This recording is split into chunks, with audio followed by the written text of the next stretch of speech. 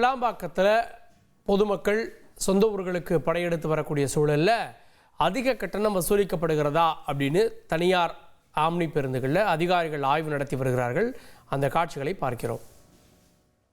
விவரங்களை செய்தியாளர் தாய்மானவன் வழங்க கேட்கலாம். தாய்மானவன், இந்த கூடுதல் கட்டணம் அப்படின்றது பண்டிகை காலத்துடைய ஆகப்பெரிய பிரச்சனையாக இருக்கிறது. இந்த முறை நடவடிக்கை எடுத்து கட்டணங்களாக குறைக்கப்பட்டிருப்பதா அமைச்சர் சொன்னார். இந்த அதிகாரிகள் ஆய்வு என்ன சொல்லுது? விவரங்கள். இந்த ஆம்னி பேருந்து விவகாரத்தை பொறுத்த மட்டில் தொடர்ச்சியாக ஒரு ஸ்டேஜ் ஆபரேட்டர்ஸ், அதாவது டூரிஸ்ட் ஆபரேட்டர்ஸ் என்பது போலதான் ஒரு குழுவாக பேருந்துகளை இயக்குவதற்கு அரசு அனுமதி அளித்திருக்கிறாங்க. அப்படியாக அந்த ஆம்னி பேருந்துகள் இயக்குவதால அரசு இத்தகைய விதிகளின் காரணமாக அரசு இதற்கென கட்டணத்தை நிர்ணயம் செய்ய முடியாத ஒரு சூழல் இருந்து வருகிறது. இந்த நிலையில தான் ஆம்னி பேருந்து ஆபரேட்டர்களே இது போன்ற பண்டிகை காலங்களில் கூடுதல் கட்டணம் வசூலிப்பதாக தொடர்ச்சியாக புகார் எழுந்திருந்த சூழல்ல 2 ஆண்டுகளுக்கு முன்பு ஆம்னி பேருந்துகளுக்கு என்று ஒரு பிரத்யேகமான ஒரு கட்டணத்தை வெளியிட்டு அந்த கட்டணம் தான் வசூலிக்கப்படும் என்ற அரசோட அனுமதியோடு அந்த கட்டணத்தை தங்களுடைய இணையதளத்துல பதிவிட்டிருந்தாங்க. ஆனா இருந்த போதும் பண்டிகை காலங்களில் கூடுதலாக கட்டணம் வசூலிப்பதாக பொதுமக்கள் தொடர்ச்சியா குற்றச்சாட்டை முன்வைத்து வராங்க. இந்த நிலையில தான் ஆம்னி பேருந்து ஆபரேட்டர்கள் சொன்னது போல அவங்க எவ்வளவு கட்டணம் நிர்ணயம் செய்தார்களோ அந்த கட்டணத்தை வசூலிக்கிறார்களா என்பதை கண்காணிப்பதற்கு குழு என்பது போக்குவரத்துறை தரப்புல இந்த தீபாவளிக்கு போடப்பட்டிருந்தது. அந்த குழுவில் இருக்கக்கூடிய போக்குவரத்துறை அதிகாரிகள் இன்றைய தினம் கிளாம்பாக்கம் பேருந்து நிலையத்தில் திடீரென இந்த ஆய்வுல மேற்கொண்டிருந்தாங்க. ஆய்வின் முடிவுல பல்வேறு விஷயங்கள் என்பது வெளிவந்திருக்கிறது. பல பேருந்துகள்ல நேரடியாக சென்று பொதுமக்களிடம் ஆய்வு என்பது மேற்கொள்ளப்பட்டிருந்தது. பயணிகளிடம் நேரடியாக சென்று எவ்வளவு ரூபாய்க்கு டிக்கெட் என்பது எடுத்தீர்கள் என்பது தொடர்பான விவரங்கள் எல்லாம் அதிகாரிகள் குழு கேட்டறிந்தார்கள். அவர்கள் ஆம்னி பேருந்து ஆபரேட்டர்கள் நிர்ணயித்த கட்டணத்தை காட்டிலும் கூடுதலாக கட்டணம் வசூலிக்கப்பட்டிருக்கக்கூடிய பட்சத்தில் உடனடியாக சம்பந்தப்பட்ட பயணிக்கு அந்த கூடுதலாக வசூலிக்கப்பட்ட கட்டணத்தை திரும்ப அளிக்குமாறு உத்தரவையும் அங்க வந்திருந்த அதிகாரிகள் தெரிவித்திருந்தாங்க.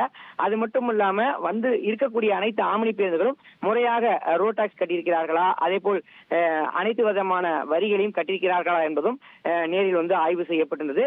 பலர் வரி ஏய்ப்பு செய்திருந்தாங்க. குறிப்பா இன்னுமே அபராதம் பலருக்கு போடப்பட்டிருந்த நிலையில் அந்த அபராத தொகையை செலுத்தாத ஒரு சூழல்ல அந்த பேருந்துகள் மீது கடுமையான விமர்சனங்கள் வைக்கப்பட்டு அந்த பேருந்தினுடைய ஓட்டுநர்களுக்கும் உரிமையாளர்களுக்கும் தகவல் தெரிவிக்கப்பட்டு அந்த பேருந்து மீது நடவடிக்கை எடுப்பதற்கு ஆம்னி பேருந்து மீது நடவடிக்கை எடுக்க போக்குவரத்துறை அதிகாரிகள் அதற்கான நடவடிக்கைகளை ஈடுபட்டிருந்தாங்க.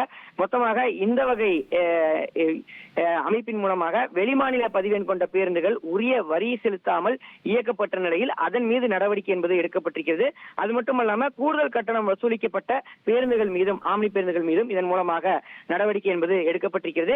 ஏற்கனவே போக்குவரத்துறை ஆணையர் கஜலட்சுமி தலைமையில ஒரு கூட்டம் என்பது நடைபெற்றது. அந்த கூட்டத்தில் ஆம்னி பேருந்து ஆபரேட்டர்களை அழைத்து நிர்ணயிக்கப்பட்ட கட்டணத்தை தான் வசூலிக்க வேண்டும், இல்லை என்றால் கட்டாயம் போக்குவரத்துறை அதிகாரிகள் ஆய்வுக்கு உட்பட்டு துறை சார்ந்த அந்த நடவடிக்கையை எடுக்கப்படும் என எச்சரிக்கை விடுத்திருந்தார். அதை தவிர்த்தும் ஒரு சில ஆம்னி பேருந்து ஆபரேட்டர்கள் கூடுதல் கட்டணம் வசூலிப்பதாக புகார் எழுந்ததன் அடிப்படையில் இந்த திடீர் சோதனை என்பது மேற்கொள்ளப்பட்டு இந்த நடவடிக்கை என்பது மேற்கொள்ளப்பட்டிருக்கிறது. அது மட்டுமல்லாம தற்போது கிளாம்பாக்கம் பேருந்து நிலையத்தில் கடுமையான போக்குவரத்து நெரிசல் என்பது கிளாம்பாக்கம் பேருந்து நிலையத்தை சுற்றி ஏற்பட்டிருக்கிறது.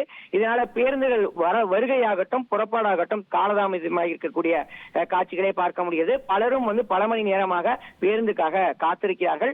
ஆனால் அனைவருக்குமான பேருந்துகளும் ஏற்பாடு செய்யப்பட்டிருப்பதாகவும் ஆங்காங்கே அந்த தேசிய நெடுஞ்சாலைகள்ல பணிகள் நடைபெற்று வருவதால பேருந்துகள் வெளியூர் சென்றிருந்த பேருந்துகள் மீண்டும் கிளாம்பாக்கம் பேருந்து நிலையத்துக்கு வருகை தருவது தாமதம் ஏற்பட்டதால தான் இது போன்ற ஒரு சூழல் ஏற்பட்டிருக்கிறதாக அமைச்சர் சிவசங்கர் சற்று முன்னர் தெரிவித்திருந்தார். அது மட்டுமல்லாம தற்போது வரைக்கும் இன்றைய தினம் பார்த்தோம் என்றால் 1,50,000க்கும் மேற்பட்டோர் பயணம் மேற்கொண்டிருக்கிறாங்க.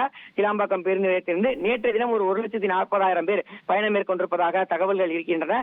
எனவே தற்போது வரை பார்த்தோம் என்றால் 3 லட்சத்துக்கும் மேற்பட்டோர் சொந்த ஊரை நோக்கி பயணம் மேற்கொண்டிருப்பது தெரிய வந்திருக்கிறது. கிளாம்பாக்கம் பேருந்து நிலையத்தில் தனியார் பேருந்துகளில் ஆய்வு நடைபெற்று வருகிறது அப்படின்றதையும், கிளாம்பாக்கம் பேருந்து நிலையத்தில் இருக்கக்கூடிய டிராஃபிக் ஜாம், அங்கே இருக்கக்கூடிய அதிகாரிகள் எவ்வளோ பேர் பயணமாயிருக்காங்க அப்படின்ற விவரங்களையும் செய்தியாளர் தாய்மானவன் வழங்க கேட்டோம். இனி செல்லும் இடமெல்லாம் செய்தி. தந்தை டிவியின் வாட்ஸ்அப் சேனலை ஃபாலோ பண்ணினா செல்ல இருக்கும் இடமெல்லாம் செய்தி. இதோ QR கோட் இப்பவே ஸ்கேன் பண்ணுங்க, ஃபாலோ பண்ணுங்க.